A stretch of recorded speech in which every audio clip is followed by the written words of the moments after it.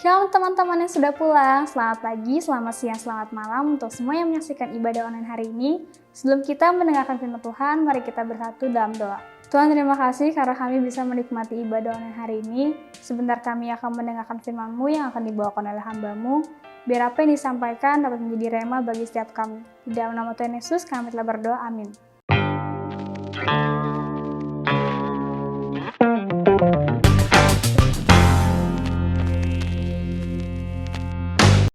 Halo teman-teman, saudara-saudara, apa kabar semuanya? Pasti baik-baik saja ya. Saya punya harapan saudara dalam kondisi yang penuh dengan semangat, ya, saudara penuh dengan kegembiraan, ya. Karena saya percaya kalau saudara penuh dengan kegembiraan, penuh dengan rasa syukur, ya, hidup saudara dan saya bisa dipakai Tuhan, ya, lebih besar, ya. Lebih hebat mungkin dari apa yang pernah saudara bayangkan, ya. Karena kalau saya ketemu dengan seseorang yang bersemangat, ya, itu mereka pasti ya dampak hidupnya itu lebih nyata, teman-teman, ya. Jadi kita bisa diberkati itu, ya, dengan apa ya, cara dia tersenyum, cara dia berjalan, ya, cara dia apa, mimik wajahnya seperti apa, kalau penuh dengan kegembiraan. Itu pasti akan menjadi berkat buat banyak orang, ya. Jadi teman-teman, ya, sekalipun melewati masa yang tidak mudah, ya, di masa pandemi ini, pesan saya tetap gembira, tetap bersemangat karena Tuhan selalu ada bersama-sama dengan saudara, ya. Nah, teman-teman, saya mengajak saudara untuk membaca satu kitab, ya.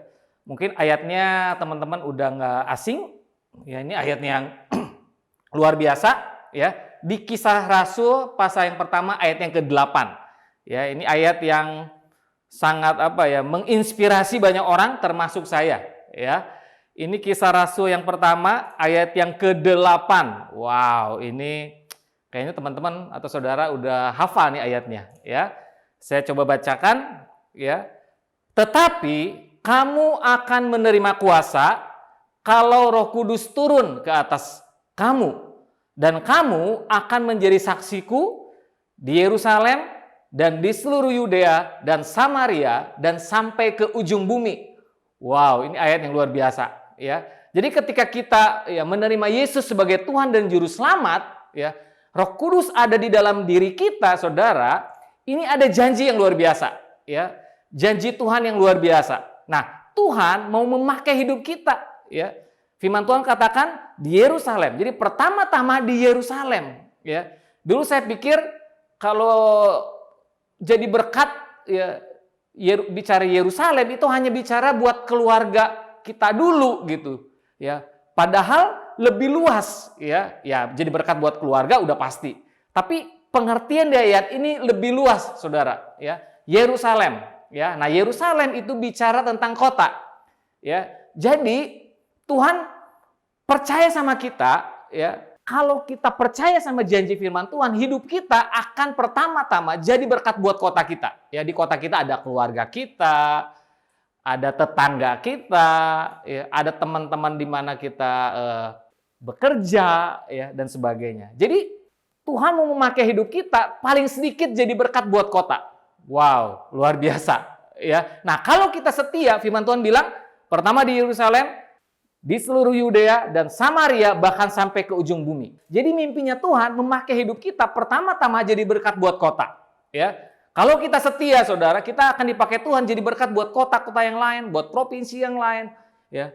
Buat Indonesia, buat satu bangsa, ya. Bahkan firman Tuhan bilang sampai ke ujung bumi. Wow. Saudara, setiap saudara dan saya, ya, bisa dipakai Tuhan jadi berkat sampai ke ujung bumi, ya. Gak mustahil suatu hari hidup saudara, ya, mungkin awalnya sekarang jadi setelah di dalam Tuhan jadi berkat buat keluarga, buat tetangga, ya, buat satu lingkungan, ya, bahkan mungkin suatu hari jadi berkat buat kota, ya, dan kota-kota yang lain, provinsi yang lain, ya, Indonesia, bahkan jadi berkat ke bangsa-bangsa yang lain, ya. Nah, saya mulai menggali, ya, kebenaran firman Tuhan. Gimana nih caranya nih supaya hidup kita bisa menjadi seperti yang Tuhan mau, ya. Karena mimpi Tuhan buat kita itu lebih besar daripada mimpi kita sendiri, ya. Saya percaya setiap saudara punya mimpi, ya. Tapi firman Tuhan ya, ketika kita baca tadi sama-sama, itu Tuhan punya mimpi lebih besar daripada mimpi saudara. Saudara juga punya orang tua, yang namanya orang tua, papa mama, ya pasti punya mimpi yang besar buat saudara. Nah, tapi saya mau katakan saudara bahwa mimpi Tuhan itu lebih besar daripada mimpi orang tua saudara buat saudara. Ya, jadi mimpi Tuhan gede. Ya, firman Tuhan bilang sampai ke ujung bumi kalau kita setia. Wow, ya itu janji yang luar biasa. Ya, nah ketika saya mulai menggali kebenaran firman Tuhan bersama dengan istri saya dan ngobrol-ngobrol dengan sahabat-sahabat saya di dalam Tuhan, ya akhirnya menemukan ya ternyata salah satu cara ya supaya kita bisa hidupnya menjadi seperti yang Tuhan mau, ya supaya hidup kita bisa menjadi seperti mimpinya Tuhan, ya. Nah, salah satu kebenaran yang kita harus hidupi adalah tentang bagaimana kita memahami yang namanya ibadah. Ketika saya mulai membaca merenungkan firman Tuhan, ya, ada 4 ekspresi ibadah.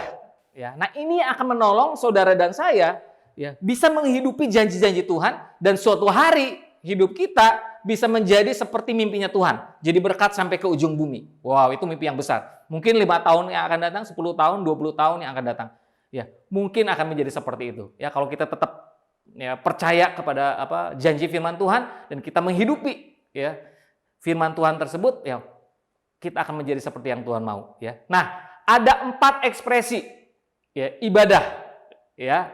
Nah, dulu saya pikir teman-teman saudara, yang namanya ibadah itu hanya serangkaian pertemuan, ya.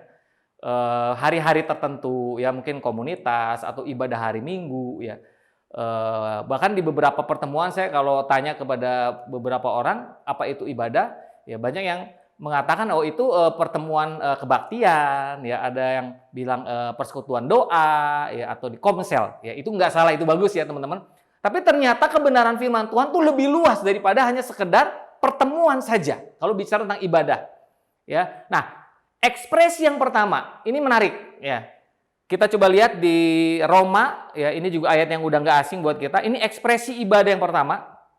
Roma pasal yang ke-12, ya. Saya baca mulai ayat yang pertama sampai ayat yang kedua, ya. Karena itu saudara-saudara, demi kemurahan Allah aku menasihatkan kamu supaya kamu mempersembahkan tubuhmu sebagai persembahan yang hidup, yang kudus dan yang berkenan kepada Allah. Itu adalah ibadahmu yang sejati.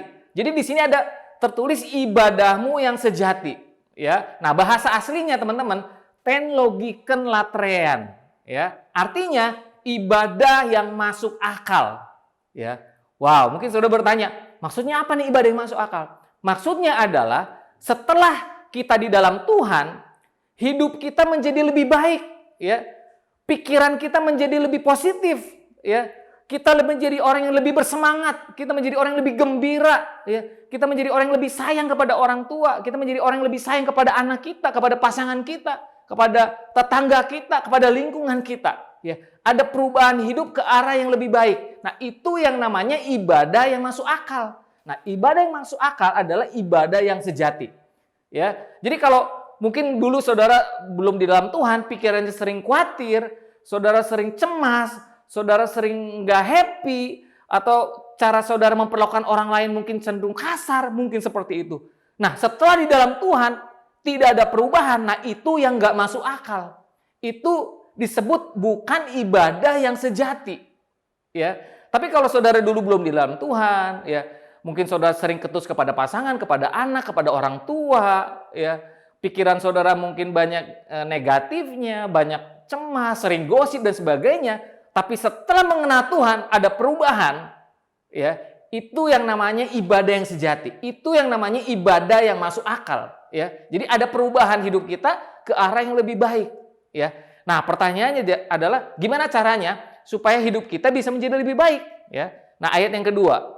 Janganlah kamu menjadi serupa dengan dunia ini, tetapi berubahlah oleh pembaharuan budimu, sehingga kamu dapat membedakan mana kehendak Allah, apa yang baik, yang berkenan kepada Allah, dan yang sempurna, ya. Nah, di sini ada kata pembaharuan budi, bahasa aslinya metanoia, ya. Jadi pembaharuan pikiran, saudara. Jadi perubahan dimulai dari perubahan cara berpikir kita, ya, menjadi seperti apa kata firman Tuhan. Ya, mungkin saudara seringkali mendengar kata-kata seperti ini ya, karena apa yang kita pikir jadi tindakan. Ya, tindakan jadi kebiasaan. Kebiasaan jadi karakter, karakter menentukan masa depan. Ya. Jadi kalau pikiran saya ragu-ragu, otomatis tindakan saya ragu-ragu. Kalau tindakan saya ragu-ragu, saya lakukan terus-menerus, saya punya kebiasaan, saya punya pola, habit ragu-ragu. Nah, karena saya punya habit ragu-ragu, saya punya kebiasaan ragu-ragu, karakter saya jadi peragu. Ya. Nah, karena karakternya peragu, masa depan saya meragukan. Ya, jadi hati-hati dengan apa yang kita pikirkan. Tapi kalau pikiran kita positif, kita percaya sama janji Tuhan, ya hidupnya pasti menjadi menjanjikan. Ya, jadi saudara, kalau saudara ingin melihat masa depan saudara seperti apa, ya lihat cara berpikir saudara hari ini. Lihat tindakan-tindakan apa yang saudara lakukan, lihat apa yang menjadi kebiasaan saudara hari-hari ini. Ya, nah itu yang akan membentuk karakter saudara, yang akan membuat masa depan saudara bisa menjadi seperti apa kata firman Tuhan. Ya, itu harapannya saudara. Ya, jadi supaya kita bisa mengalami yang namanya ibadah yang sejati, kita harus berubah. Ya, cara berpikir kita, ya, berpikir seperti apa kata firman Tuhan. Ya, saya percaya saudara, kalau pikiran kita dibaharui, itu orang-orang di sekeliling kita, itu mereka bisa melihat. Ya, jangan sampai setelah kita di dalam Tuhan, orang nggak melihat bedanya gitu. Ya, mungkin dulu saudara mungkin seorang pengusaha, atau mungkin seorang pelajar, ya. Ya, kalau pelajar ya semua orang pasti pernah menyontek gitu ya. Ya ada 1-2 yang enggak gitu. Wah, itu luar biasa banget. Nah, tapi setelah di dalam Tuhan masih menyontek. Nah, itu kan pertanyaan yang besar. Itu yang namanya bukan ibadah yang sejati. Itu tidak masuk akal, ya. Atau cara saudara bekerja, cara saudara bisnis, ya. Kalau terus mempertahankan ketidakjujuran, ya, setelah di dalam Tuhan, wow, itu tidak masuk akal. Itu bukan ibadah yang sejati, ya. Jadi teman-teman, ya, kita harus semakin banyak membaca, merenungkan firman Tuhan, ya, supaya pikiran kita dibaharui, ya, supaya apa yang mendominasi pikiran kita adalah firman Tuhan, janji-janji Tuhan, ya. Nah, saya yakin, ya, yang ada di dunia ini bisa berubah semuanya, tapi firman Tuhan tinggal tetap, ya. Jadi kalau kita banyak merenungkan firman Tuhan, itu yang akan menjadi keyakinan kita, tindakan-tindakan kita akan menjadi seperti apa kata firman Tuhan. Ya, karena kita setiap hari merenungkan firman Tuhan. Ya, saya ingat waktu dulu usia 13 tahun saya bertobat, jadi udah lama banget ya, udah 30 tahunan nih. Ya, saya mengenal Tuhan. Itu hampir setiap hari saya baca firman Tuhan, gak ada yang nyuruh-nyuruh. Ya, karena hati saya itu dipenuhi cinta kepada Tuhan. Saya sadar saya orang berdosa, ya, saya diterima oleh Tuhan, ya. Itu ketika saya bertobat itu jadi yang namanya lapar dan haus akan firman Tuhan luar biasa. Ya. Pertanyaannya gimana saudara? Apakah seperti itu, ya, rasa lapar saudara kepada firman Tuhan? Ya. Nah, saya ingat waktu itu dalam waktu 5 tahun saya baca Kejadian sampai Wahyu 3 kali saudara. Ya, itu nggak ada yang nyuruh, tapi karena apa ya? Rasa cinta kepada Tuhan. Nah, itu yang menolong. Ya, makanya melewati masa-masa yang tidak mudah yang saya alami saudara. Saya harus berhenti sekolah di kelas 3 SMP, nggak bisa lanjut ke SMA. Ya, orang tua saya waktu saya kecil udah bangkrut. Ya, tapi ketika saya mengenal Tuhan, saya bukan melihat apa ya kondisi yang kami alami, bahwa ya mungkin di mata banyak orang kayaknya masa depannya suram, ya. Tapi ketika saya baca firman Tuhan, saya lihat Daud, saya lihat Yusuf, mereka juga mengalami masa-masa yang tidak mudah, tapi ketika mereka percaya kepada Tuhan, hidup mereka berubah, ya, bahkan memberi dampak yang besar. Ya, mereka bahkan jadi berkat buat bangsanya. Ya, karena pikirannya diperbaharui, saudara. Ya, itu yang saya alami, saudara. Ya, di mata dunia hidup saya biasa-biasa saja. Ya, makanya ada istilah, ya mungkin di atas kertas masa depan saya suram, teman-teman. Ya, tapi ketika saya baca firman Tuhan, wah, di atas batu karang, ya, yang teguh, ya, masa depan saya cerah. Ya, karena firman Tuhan yang menciptakan saya yang berjanji. Ya, nah karena kalau Tuhan yang berjanji, dunia boleh berubah, firman Tuhan tinggal tetap, saudara. Ya, nah. Itu yang saya hidupi, teman-teman, ya. Jadi ketika saya banyak baca firman Tuhan, banyak bersekutu sama Tuhan, wow, itu yang membaharui pikiran-pikiran saya, ya. Saudara mungkin sekarang punya semangat membaca buku-buku rohani, ya, itu bagus. Tapi jangan sampai yang menggantikan kecintaan saudara untuk membaca dan merenungkan firman Tuhan. Ya, supaya apa yang menjadi pikiran-pikiran Tuhan, apa yang menjadi hatinya Tuhan, itu menjadi bagiannya kita. Ya, nah itu yang namanya ekspresi ibadah yang pertama. Ya, makanya luar biasa ya kalau suatu hari ya lagi ngobrol-ngobrol atau ketika saudara bertanya kepada banyak orang, apa itu ibadah? Terus ada yang jawab, pikiran yang dibaharui menjadi seperti yang firman Tuhan katakan. Wow, itu luar biasa. Jarang loh. Ya, ada yang bisa menjawab yang namanya ibadah itu perubahan pola pikir ke arah yang lebih baik menjadi seperti firman Tuhan. Ya, nah itu kata firman Tuhan tentang yang namanya ibadah. Ya, nah yang kedua, ini ekspresi ibadah yang kedua. Ya, kita lihat di Yakobus. Ya, Yakobus pasal yang pertama. Ya, pasal yang pertama ayat yang ke-26 mulai dan 27. Saya bacakan, Saudara. Jikalau ada seorang menganggap dirinya beribadah, tapi tidak mengekang lidahnya, ia menipu dirinya sendiri, maka sia-sialah ibadahnya. Wow, ya. Jadi ini cukup keras ya. Ibadah bisa sia-sia ya kalau kita nggak mengekang lidah kita. Wah, itu menarik ya. Nah, ayat yang ke-27, Saudara. Ibadah yang murni. Ini ada kata ibadah kan? Ibadah yang murni dan yang tak bercacat di hadapan Allah, Bapa kita ialah mengunjungi yatim piatu dan janda-janda dalam kesusahan mereka, dan supaya dirinya sendiri tidak dicemarkan oleh dunia. Firman Tuhan mengingatkan kepada kita, ya, ibadah yang murni itu bicara tentang kepedulian. Nah, masa itu, ya, itu banyak janda-janda, yatim piatu. Nah, Tuhan mengajak kita untuk kita peduli. Nah, ketika kita peduli, ketika kita menjaga lidah kita, ketika kita tidak dicemarkan oleh dunia, itu yang namanya ibadah yang murni. Menarik, Saudara ya. Nah, jadi kalau kita nggak sama seperti dunia, ya, kita punya kepedulian kepada keluarga kita punya kepedulian kepada tetangga kita, ya, kepada lingkungan kita, kepada kota kita, itu yang namanya ibadah yang murni. Saya yakin, Saudara, semakin murni hati kita, semakin kita dipercaya oleh Tuhan. Ya, seperti orang tua, ya, mungkin punya beberapa anak, ya. Semakin anaknya, ya, kalau orang tuanya punya nilai-nilai yang benar ya, punya value yang baik, dia akan mempercayakan hal-hal yang terbaik, hal-hal yang terbesar kepada anak-anaknya yang paling dia pikir hatinya murni. Tuhan juga lagi mencari ya, dia dengan mudah ya mengubah hidup kita menjadi seperti yang kita mau mungkin dalam waktu singkat ya, bisa. Tapi Tuhan lebih konsen kepada isi hati kita. Tuhan lebih konsen kepada kemurnian hati kita. Ya, kalau kita makin murni hati kita, ya itu Tuhan akan lebih mempercayakan banyak hal kepada kita sehingga hidup kita dampaknya lebih besar ya dari yang kita pernah lakukan, dari apa yang kita pernah pikirkan.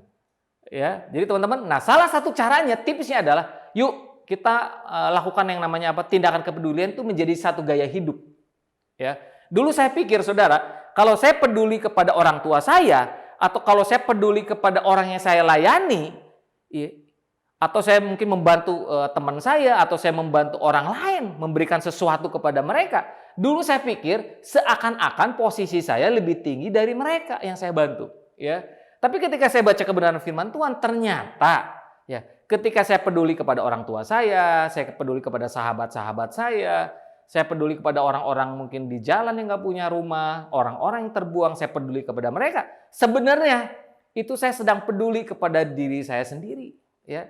Karena Tuhan lagi terus melihat kondisi hati saya, ya. Semakin saya punya kepedulian kepada mereka, ya, berarti hati saya makin murni dan Tuhan mempercayakan lebih besar, ya, apa yang menjadi keinginan hatinya, ya, sehingga dampak hidup saya, dampak hidup saudara jadi lebih luas ya dari hari ke hari, ya. Nah, saya punya cerita, dulu saya pernah tinggal di kota Sukabumi, ya.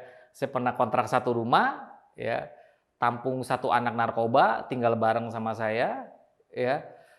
Karena ada orang tua yang bilang sama saya, "Philip, bisa nggak anak saya ikut sama kamu? Ya kayaknya dia perlu dibina." Ya, karena sebelum saya ngontrak satu rumah, saya sering datang ya berkunjung ke rumahnya. ya, menjadi sahabat buat anaknya karena anaknya pengen sembuh dari ketergantungan narkoba, ya. Jadi seminggu sekali saya datang ke rumahnya, ngobrol-ngobrol, mendoakannya, ya. Sampai akhirnya ya tercetus gitu ya, orang tuanya bilang, "Bisa nggak anak saya untuk sementara ikut sama kamu?" Ya. Saya sharing ke beberapa teman saya, ya akhirnya kami kontrak satu rumah, ya. Nah, dari satu orang yang saya bina, saya jadi kakak, jadi orang tua buat dia, sampai dalam waktu beberapa tahun 30 orang, ya. Bahkan ada beberapa orang yang sakit jiwa tinggal sama saya. Ya, jadi selama 6 tahun itu saya tinggal bersama dengan 30 orang, ya, yang mungkin terbuang di mata masyarakat, ya. Tapi itu sekolah buat saya, Saudara. Gak banyak mungkin pelayanan yang tahu saya, ya. Tapi itu apa ya, tempat terbaik, sekolah terbaik ya buat saya, teman-teman, ya.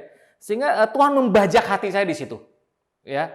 Tiap hari ngajakin mereka berdoa, tiap hari ngajakin mereka merenungkan firman Tuhan, ya. Tapi setiap hari ada aja masalah yang terjadi, ya. Mereka kadang-kadang bisa berantem, ribut, ya. Ada barang-barang hilang, ya. Ada yang ngasih TV buat hiburan barang-barang, TV-nya hilang dijual, Saudara, ya. Mau mandi, tiba-tiba air nggak ngocor karena kita waktu itu pakai air tanah. Ternyata sanyo airnya dijual, digergaji, dijual, Saudara. Ya. Jadi, wow, itu sekolah yang luar biasa, ya. Tapi kalau saya renungkan, wah, itu salah satu tempat terbaik, ya. Tuhan mengizinkan saya ada di situ, ya. Itu Tuhan memurnikan hati saya, Saudara, ya.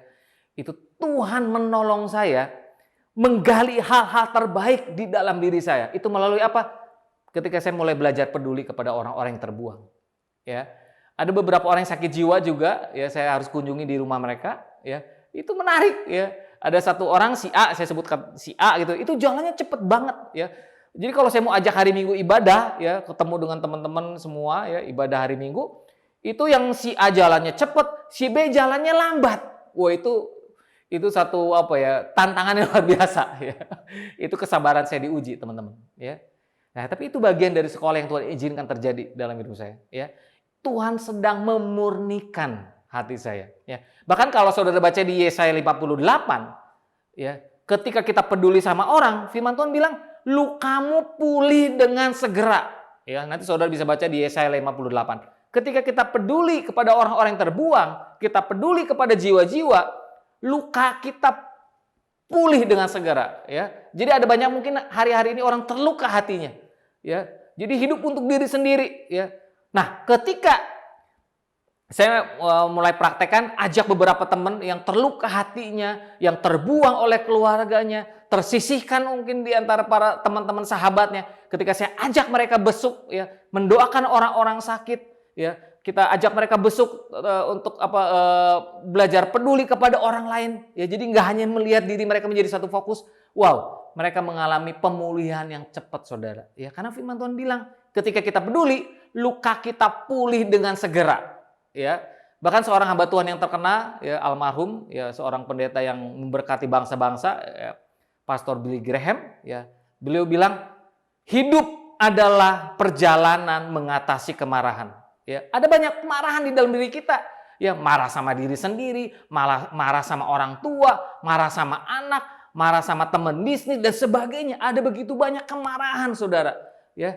Tapi itu bisa diatasi. Salah satunya apa? Ketika kita melakukan tindakan kepedulian, ya. Seperti apa yang menjadi kemauan Tuhan, apa yang menjadi hati Tuhan.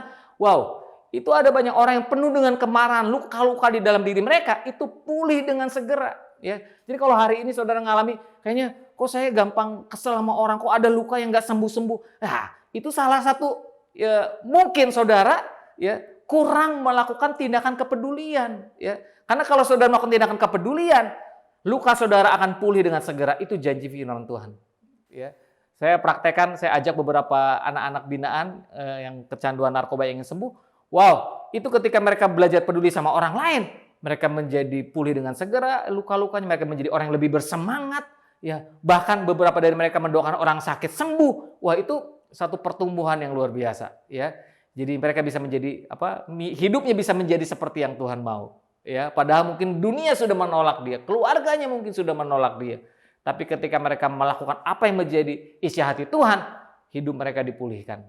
Ya, jadi teman-teman, Saudara, ternyata itu yang namanya ekspresi ibadah. Ya, yang kedua, ibadah yang murni. Ya, jadi kalau saudara ingin hidupnya lebih semangat, lebih gembira, lebih antusias, yuk lakukan tindakan kepedulian. Ya, karena saya percaya selama kita punya kepedulian kepada orang-orang, kita akan tetap semangat. Ya, tapi kalau kita sudah mulai tidak sama, cinta mula-mulanya, ya mungkin hari ini kita udah banyak baca firman lebih banyak daripada waktu dulu kita pertama kali bertobat. Ya, kita baca buku rohani mungkin sudah lebih banyak, tapi kita mulai kehilangan tindakan kepedulian kepada jiwa-jiwa. Nah, saya percaya ya, hati kita akan banyak luka, kita akan banyak pahit, ya. Kita nggak ngalami yang namanya pertumbuhan lagi, ya. Padahal pengetahuan kita banyak, ya. Yuk, saya mengajak saudara, yuk lakukan, ya, saudara dan saya. Yuk kita tetap lakukan tindakan kepedulian menjadi satu gaya hidup, ya. Karena itu memurnikan hati kita, ya. Nah, yang ketiga, saudara, ekspresi ibadah yang ketiga, ini ayat yang udah nggak asing juga. Kita lihat di Ibrani. Nah, ini Ibrani pasal yang ke-10, ayat yang ke-25. Nah, ini saya bacakan. Janganlah kita menjauhkan diri dari pertemuan-pertemuan ibadah kita seperti dibiasakan oleh beberapa orang. Ya. Tapi marilah kita saling menasehati dan semakin giat melakukannya menjelang hari Tuhan yang mendekat. Ya. Bahkan kalau saudara baca ayat yang ke-24, ayat sebelumnya dibilang, dan marilah kita saling memperhatikan supaya kita saling mendorong dalam kasih dan dalam pekerjaan baik. Ya, di ayat yang ke-25 ada kata saling menasehati dan sebagainya. Ya, jadi ekspresi ibadah yang ketiga adalah ibadah saling. Ya, jadi firman Tuhan mengingatkan kita jangan menjauhkan diri dari pertemuan yang banyak saling menasehati, saling membangun, saling mendoakan, saling menguatkan. Ya, karena kita adalah satu keluarga. Ya, jadi kalau keluarga saling kenal, kita saling support satu dengan yang lain. Ya, nah, apalagi dalam masa-masa yang tidak mudah seperti hari-hari ini, saudara, kita harus banyak saling. Ya, saya pernah mempraktekkan, ya, waktu itu di kontak HP saya ada 500 ya beberapa tahun yang lalu. Saya mulai tanya ke 500 orang, saudara. Ya, saya bilang saya lagi belajar mendoakan teman-teman, saya lagi coba belajar mendoakan saudara. Saya lagi belajar mendoakan keluarga saya, ya. Kamu mau didoakan apa? Saya tanya satu-satu, ya. Misalkan Bud, saya lagi belajar berdoa, ya, belajar peduli sama sahabat, ya. Kamu mau didoain apa? Itu dari 500 kontak, ya, di HP saya, 200 jawab. Wow, ya. Mereka diberkati, padahal kita cuma nanya, tapi mereka diberkati, saudara. Dan yang luar biasa, setengahnya itu nanya balik. Ya, kalau Philip, kalau kamu mau didoain apa kan? Wah, luar biasa ya. Kita doain 200 orang, ya. Ada 100 orang mendoakan kita. Wow, itu namanya ibadah, ya. Itu menguatkan kita, saudara. Ya, jadi ini satu habit yang bagus ya. Coba saudara bisa praktekkan. Ya, lihat di kontak HP saudara, tanya ya, mungkin ke adik saudara, ke kakak saudara, ke orang tua, ke sahabat, ya, ke orang-orang yang saudara kenal. Coba tanya, ya. Mau didoain apa? Wah, itu pasti banyak orang akan diberkati, ya. Nah, karena itu yang Tuhan mau, ya. Kita melakukan yang namanya ibadah saling, ya. Saya pernah baca satu buku, ya. Ada satu daerah di Italia namanya kalau nggak salah Toseto, ya. Itu orang-orang di sana itu umurnya panjang-panjang. Ya, si penulis akhirnya meneliti, ya, kenapa nih orang-orang di Toseto ini umurnya panjang-panjang, ya. Akhirnya dia meneliti kota di sebelahnya gitu ya. Ya, itu ternyata makanan sama ya, pizza, spaghetti juga ya, bahasanya juga sama ya. Ya, tapi ternyata orang di Toseto ini banyak melakukan saling, ya. Jadi satu daerah ini seperti keluarga satu dengan yang lain. Mereka tuh biasa kalau masak bergiliran di rumah mereka, ya. Jadi udah seperti keluarga, ya. Jadi penuh dengan kegembiraan, penuh dengan sukacita, makanya umurnya panjang-panjang, ya. Jadi saudara, di masa yang tidak mudah seperti hari ini, saling itu ada sesuatu yang sangat luar biasa.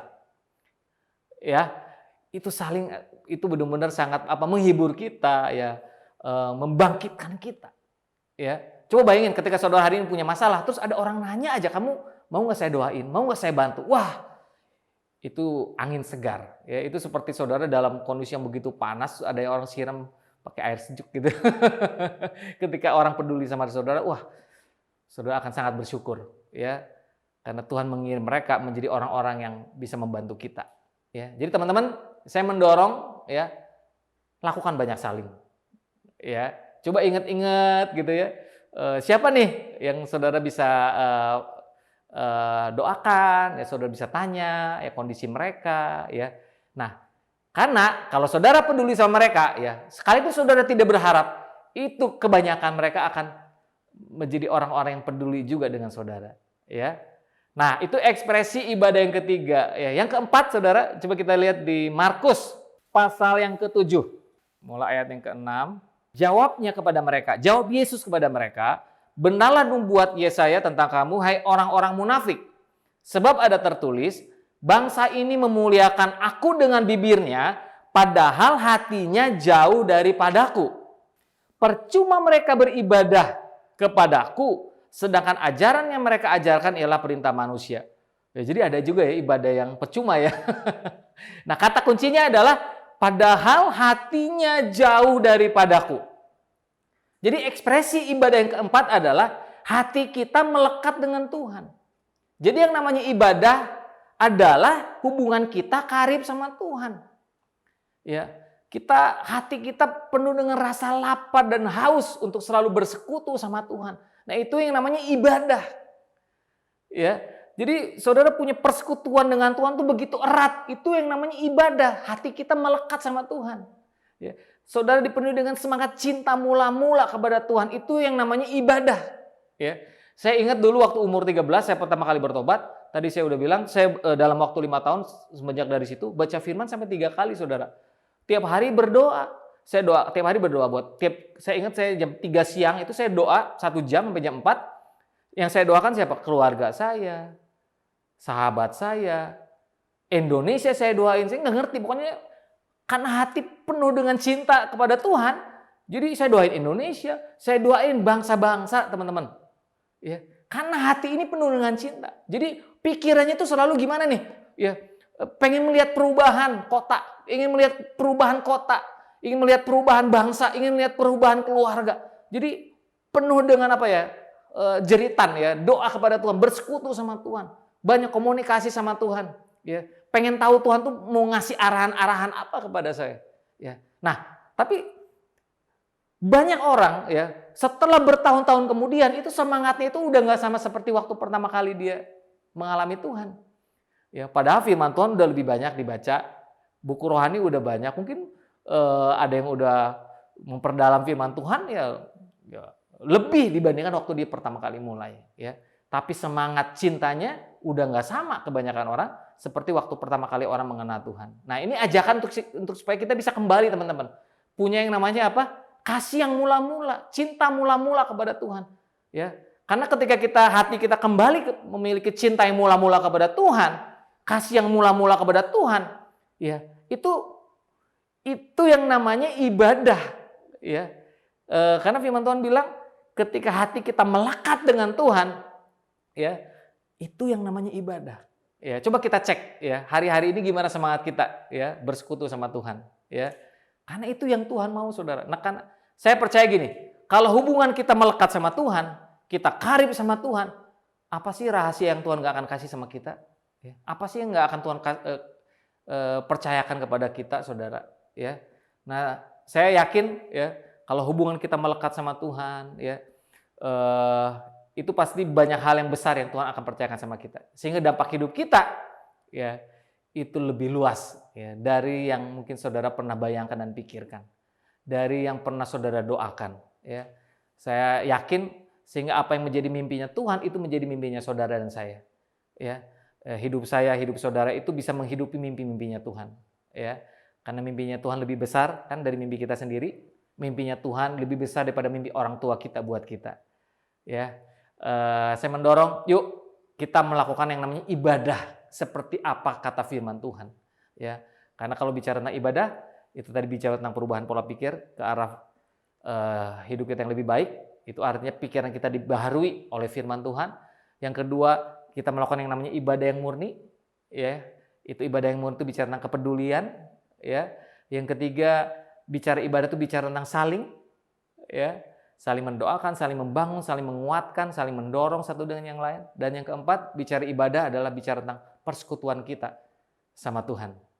Ya, Tuhan memberkati setiap saudara, biar hidup saudara dan saya bisa menjadi seperti apa yang menjadi harapan Tuhan, apa yang menjadi mimpi-mimpi Tuhan. Tuhan memberkati saudara. Mari kita mempersiapkan diri untuk perjamuan kudus.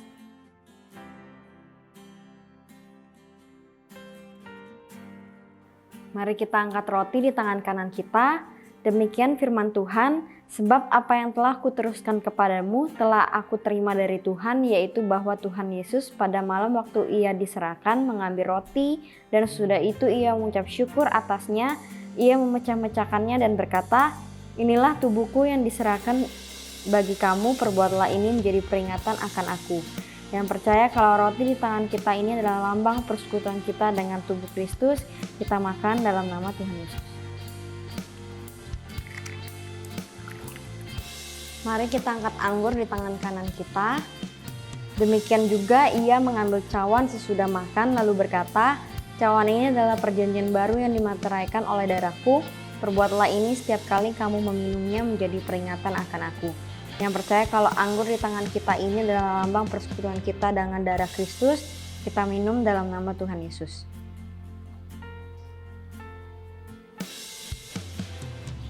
Mari anak-anak yang disayang Tuhan, mari kita nyanyikan doa berkat. Tuhan memberkatimu. Tuhan melindungimu. Dia menyinarimu dengan wajahnya dan memberikan kasih karunia. Tuhan menghadapkan wajahnya dan memberi damai sejahtera.